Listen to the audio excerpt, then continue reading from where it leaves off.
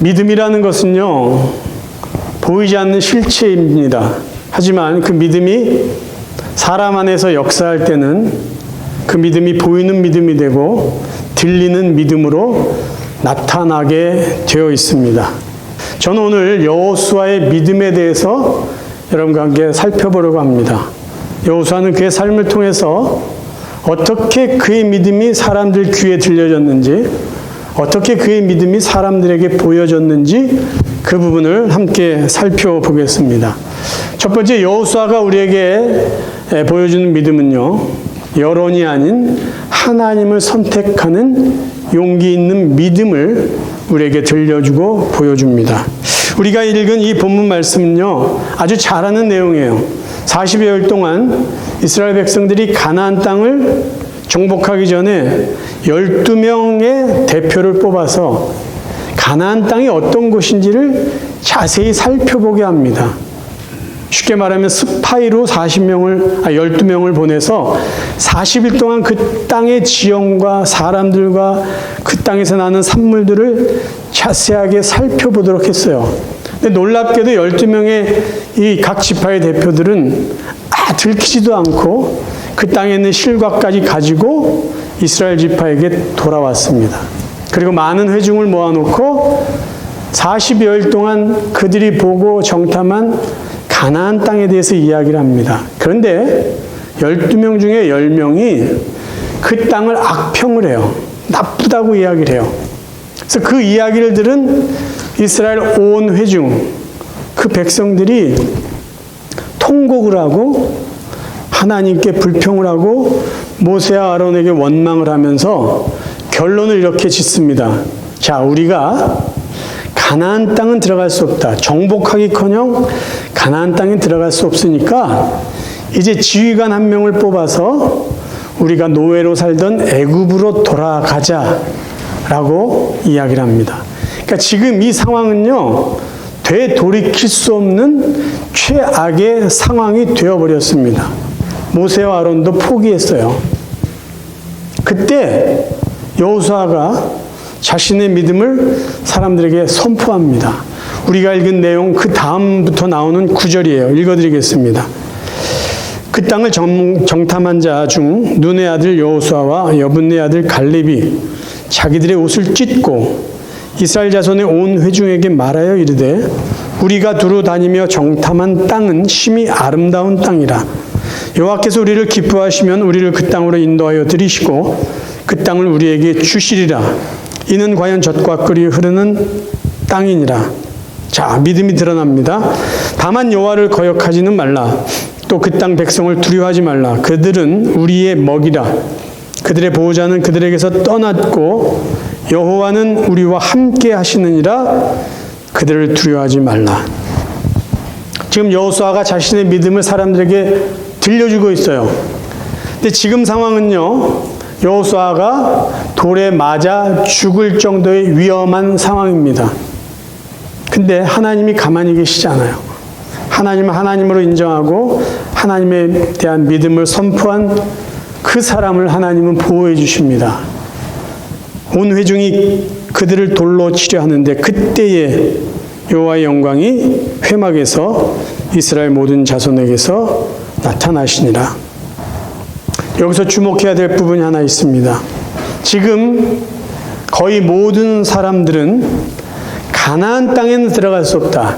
가나안 땅은 정복할 수 없다. 우리가 거기 가면 다 죽는다. 이 생각이 지배적이에요. 그러니까 지금 모든 사람들의 여론은 뭐냐면 가나안 땅엔 들어갈 수 없다라는 거예요. 여론이 그렇습니다. 근데 여호수아는 그 여론을 따르지 않아요. 왠지 아세요? 그 여론이 잘못되었기 때문이에요. 잘못된 여론을 여호수아는 따르지 않고 믿음을 선포합니다. 자, 여호수아도 다른 11명과 같이 그들 지파에서 뽑힌 대표예요. 에브라임 지파의 대표로 뽑힌 사람이 여호수아입니다. 그러면 여호수아 마음속에 이런 게 없었겠어요? 나도 우리 지파 사람들에게 인정받고 다른 지파 사람들에게도 인정받아서 이 민족의 지도자가 되고 싶은 마음이 없었겠습니까? 그런데 여호수아는 사람들의 분위기를 따르지 않았어요. 사람들의 지배적인 생각, 여론에 휩쓸리지 않았습니다. 하나님만을 믿고 하나님만을 두려워하고 하나님의 뜻에 맞지 않는 다수결을 따르지 않았다는 것이에요. 우리가 살아가고 있는 이 문화는요, 다수결이 지배하는 시대예요. 그래서 회의를 할 때 결정하는 것이 다수결의 원칙으로 그 안건을 결정합니다. 그런데 만약에 우리가 살아가고 있는 이 시대, 이 문화 속에 많은 사람들이 다수결로 결정한 것이 하나님의 뜻에 맞지 않는다면 우리가 어떻게 해야 될까요? 그 다수결을 따르지 않을 용기가 필요하다는 것이죠. 다수의 의견이 아무리 맞다 하더라도 하나님 뜻에 맞지 않는다면은 우리는 당연히 그것을 거부할 용기가 필요한 것이에요. 제가 늘 강조하는 것이 있어요. 선과 악의 절대 기준은 어디에 있습니까? 하나님께 있어요. 하나님 말씀에 있어요. 아무리 대중들이 이것이 옳고 이것이 좋다라고 말했을지라도 하나님이 원하지 않는 것이다. 하나님이 미워하는 것이다. 하나님께서 그건 악이다라고 이야기했다면 아무리 많은 사람들이 옳다 하더라도 그것은 우리가 인정하고 따르면 안 된다는 것이죠. 반대로요. 세상 사람들은 좋아하지 않습니다. 여론은 그것을 즐겨하지 않아요. 그런데 하나님께서 기뻐하시는 일이라면, 하나님께서 이것은 선한 것이다라고 말씀했다면 우리는, 하나님 믿는 하나님의 백성인 우리는 그것을 따라야 된다는 것이죠. 그게 지금 여호수아가 우리에게 보여준 믿음이에요. 선이 뭘까요? 하나님이 기뻐하시는 거예요. 악이 뭘까요? 하나님이 싫어하시는 거예요. 여론에 우리는 휩쓸려서는 안 돼요. 요즘 이 시대는요, 권력을 가지고 어떤 사람은 돈을 가지고 선과 악의 기준을 자꾸 바꿔갑니다. 여론을 형성해서 악을 선으로 바꾸고 여론을 형성해서 선을 악으로 바꿔가는 그런 시대가 우리가 살아가는 시대예요. 그럼 우리는 선과 악의 기준을 어디에 둬야 될까요? 하나님 말씀이에요. 하나님 말씀. 우리가 믿는 하나님의 말씀, 그것을 우리의 선과 악으로 정하고, 여론이, 다수가 하나님이 미워하는 것을 악을 선이라고 이야기할 때 과감하게 그거 아닙니다. 그건 하나님 말씀하는 악이고 선이 아닙니다라고 과감하게 말할 수 있는 용기가 필요하다는 것이에요. 두 번째, 여호수아가 우리에게 보여주는 믿음은요, 하나님의 말씀을 듣고 그 말씀에 순종하는 믿음입니다. 여러분, 하나님의 말씀을 듣는 건 어렵지 않아요. 들으면 되잖아요. 근데 진정한 믿음은요, 그 말씀을 듣고 순종하는 데에 있습니다. 자, 이 사건 이후에 여호수아는 이스라엘 민족의 지도자가 돼요. 그리고 나서 그가 한 것이 있어요. 하나님의 말씀을 계속해서 듣고 그 말씀대로 순종합니다. 대표적인 예 두 가지만 여러분께 드리겠습니다. 하나님께서 여호수아에게 가나안 땅을 정복하기 전에 요단강을 건너가야 되는데 요단강 물이 적지 않게 흐르고 있습니다. 근데 하나님은 여호수아에게 이렇게 말씀하세요. 제사장들에게 언약궤를 매게 하고 요단강 물이 흐르는 그곳에 발을 담그라고 그래요. 그냥 건너가라는 것이죠. 그러면 요단강 물이 마를 것이다. 그럼 백성들이 제사장의 뒤를 따라서 그 마른 요단강 바닥을 건너가라라고 명령을 합니다. 여호수아는 그 말씀을 그대로 지켜 순종합니다. 여호수아 3장에 나오는 이야기예요. 여호와께서 여호수아에게 이르시되 너는 언약궤를 맨 제사장들에게 명령하여 이르기를 너희가 요단 물가에 이르거든 요단에 들어서라 하라. 여호수아가 이스라엘 자손에게 이르되 이리 와서 너희의 하나님 여호와의 말씀을 들으라 하고 15절 요단이 곡식 거두는 시기에는 항상 언덕에 넘치더라. 궤를 맨 자들이 요단에 이르며 궤를 맨 제사장들의 발이 물가에 잠기자 곧 위에서부터 흘러내리던 물이 그쳐서 온전히 끊어짐에 백성이 여리고 앞으로 바로 거닐세. 어떻게 보면 말이 되지 않잖아요? 흐르는 강물에 제사장들이 발을 담그면 그 물이 마른다. 여호수아는 하나님의 말씀을 듣고 순종합니다. 또 우리에게 이해가 되지 않는 하나님의 말씀을 듣고 순종한 사건이 여호수아 6장에 나와요. 그것은 우리가 주일학교 때부터 들었던 아주 재미난 이야기 중에 하나예요. 어떻게 보면 황당한 이야기입니다. 여호수아에게 하나님 이렇게 말씀하세요. 이제 가나안 땅의 첫 성인 여리고성을 정복해야 될 텐데 비무장 상태로 여리고성을 한 바퀴씩 돌라는 거예요. 그러니까 6일 동안은 여리고성을 한 바퀴씩 돌고 다시 돌아오라는 거예요. 그리고 7번째 되는 날은 여리고성을 7번 돌라는 거야. 그 제사장의 나팔 소리가 들면 함성을 지르라는 거죠. 그럼 성이 무너지게 되어 있다라고 말합니다. 여호수아는 하나님의 말씀을 그대로 듣고 그대로 순종을 해요. 여호수아 6장 2절부터입니다. 여호와께서 여호수아에게 이르되 보라 내가 여리고와 그 왕과 용사들을 내 손에 넘겨주었으니 너희 모든 군사는 그 성을 둘러 성 주위를 매일 한 번씩 돌되 엿새 동안을 그리하라.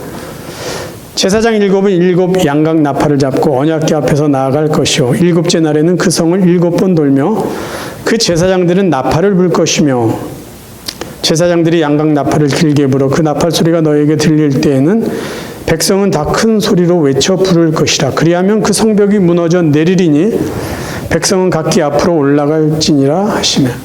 근데 이 일이 그대로 이루어집니다. 하나님의 말씀을 듣는 것 어렵잖아요. 그런데 그 말씀을 들을 때 그게 합리적이지도 않고 논리적이지도 않고 이해가 되지 않을 때가 있어요. 그런데 그 다음에 믿음이 필요하죠. 하나님의 말씀을 믿고 그대로 순종하는 것이에요. 여호수아라는 이 인물이 에브라임 지파의 대표로 뽑혔을 때 나이를 55세 정도로 봅니다. 그러면 여호수아가 이스라엘 민족의 대표로 뽑혀서 지도자 역할을 한 때는 그의 나이가 얼마였을까요? 94살, 95살이 되었을 것이에요. 왜냐하면 40년 후에 그가 이스라엘 민족의 지도자가 되었기 때문이죠. 자, 95세가 된 여호수아가 지금 하나님의 말씀을 듣습니다. 그리고 그 말씀을 순종합니다. 하나님의 말씀을 듣는 것, 순종하는 것은 나이와 상관이 없다라는 거죠.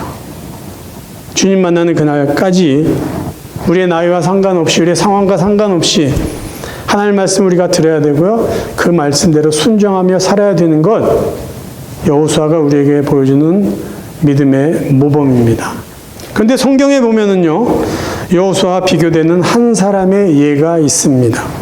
하나님의 말씀을 듣기는 들었는데 순종하지 않았던 사람의 예가 있어요. 그 사람은 누구냐면 사울 왕입니다. 자, 사울 왕은 어떤 하나님의 말씀을 들었는지 먼저 읽어드리겠습니다. 사무엘이 사울에게 이르되 여호와께서 나를 보내어 왕에게 기름을 부어 그의 백성 이스라엘 위에 왕으로 삼으셨은즉 이제 왕은 여호와의 말씀을 들으소서. 3절에 이렇게 말합니다. 지금 가서 아말렉을 쳐서 그들의 모든 소유를 남기지 말고 진멸하되 남녀와 소아와 젖먹는 아이와 우양과 나귀와 낙타와 나귀를 죽이라 하셨나이다 하니 사울과 백성이 아각과 그의 양과 소의 가장 좋은 것 또는 기름진 것과 어린 양과 모든 좋은 것을 남기고 진멸하기를 즐겨 아니하고 가치 없고 하찮은 것은 진멸하니라. 분명히 들었어요. 그렇죠? 어떤 말씀이에요? 모든 생명 있는 건 다 죽이라는 거예요. 그런데 사울 왕은 가치 없고 하찮게 보이는 것만 진멸합니다. 그리고 눈에 보이기 좋은 것은 살려둬요. 순종하지 않았어요. 그래서 사무엘 선지자가 사울 왕을 찾아가서 왜 하나님 말씀대로 순종하지 않았습니까? 라고 묻습니다. 사무엘이 묻고 사울 왕이 대답하는 내용을 읽어드릴게요.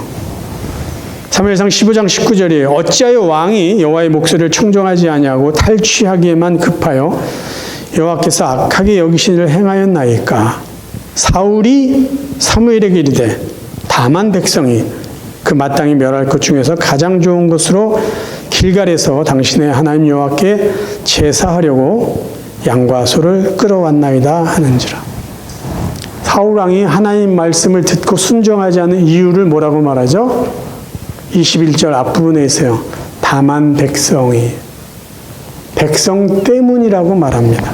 백성이 내 이 부하들이 좋은 것, 살찐 짐승을 살려두고 그것을 가지고 하나님 앞에 제사 드리는 게 좋겠다라고 이야기해서 불순종했다는 거예요. 그 말을 들은 사무엘이 아주 유명한 말을 하죠. 순종이 제사보다 낫다라는 말이에요. 불순종하면서 하나님이 받으시지 않는 제사를 드리는 거 의미 없다는 거예요. 순종이 중요하다. 순종이 낫다라는 것이다. 사울왕이 하나님 말씀을 듣고 순종하지 않은 것은요, 백성들에게 더 인정받고 싶었기 때문이에요. 쉽게 말하면 하나님 말씀보다는 여론을 더 의식했다라는 것이에요. 여론을 더 의식했다는 거예요. 그는 하나님 앞에 인정받기보다는 백성들에게 더 인정받고 싶었고요. 하나님 말씀에 순종하는 것보다 여론과 분위기, 다수의 의견을 더 신경 썼다라는 것이에요. 근데 정말 중요한 건 뭘까요? 정말 믿음으로 산다는 건 뭘까요? 여론이 중요한 것이 아니에요.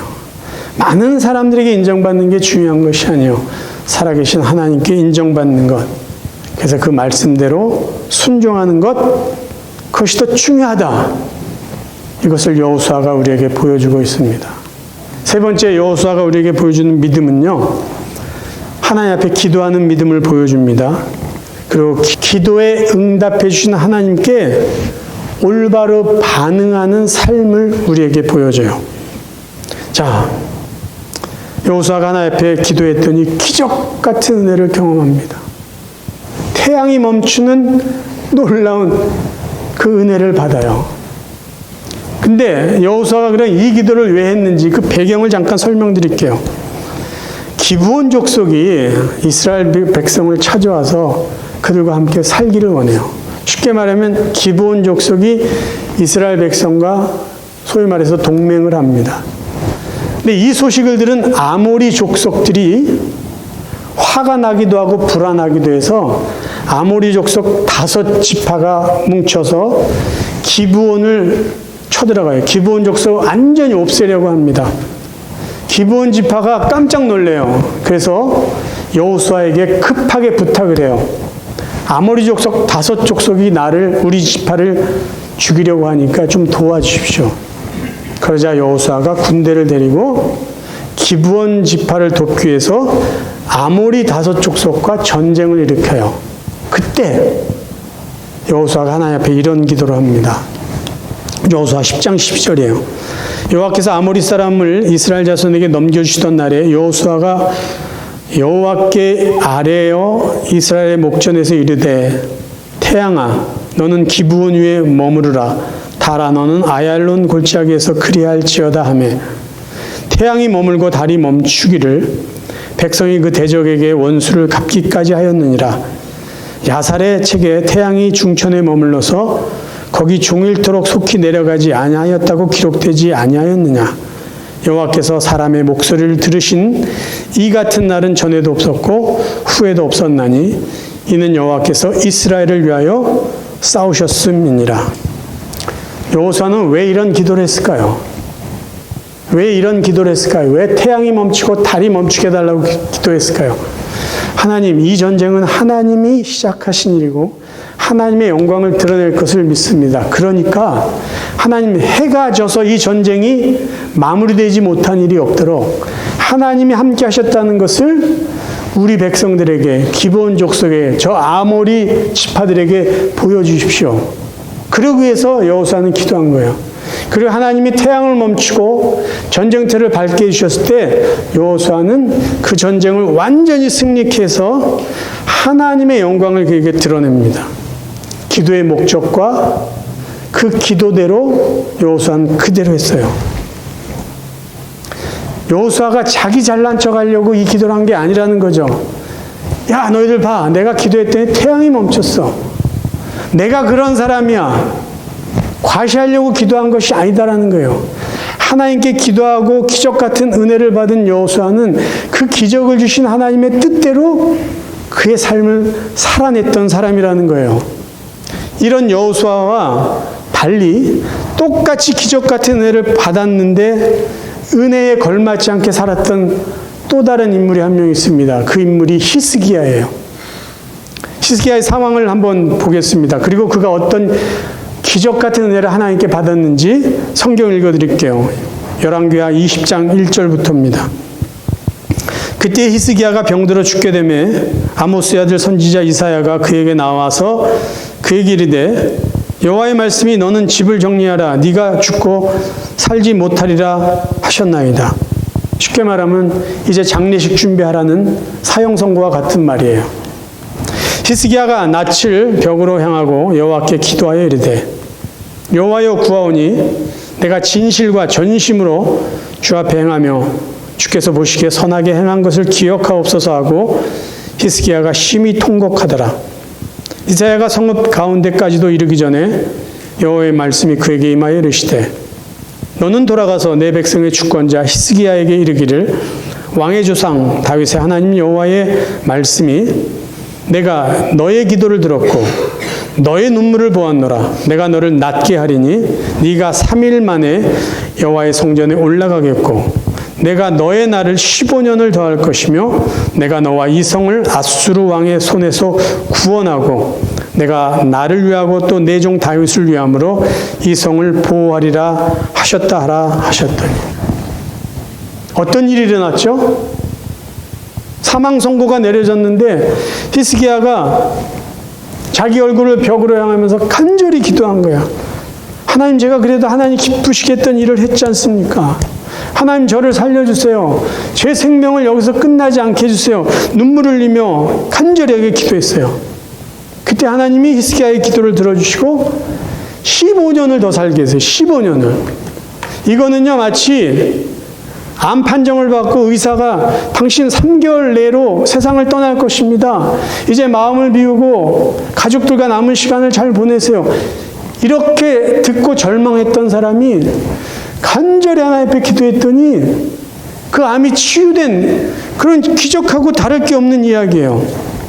그렇죠? 놀라운 은혜를 받았어요. 기적 같은 은혜를 지금 기도응답으로 받았습니다. 그런데요, 히스기야는 하나님 주신 기적 같은 은혜를요, 걸맞게 하나님 앞에 드리지 못했어요.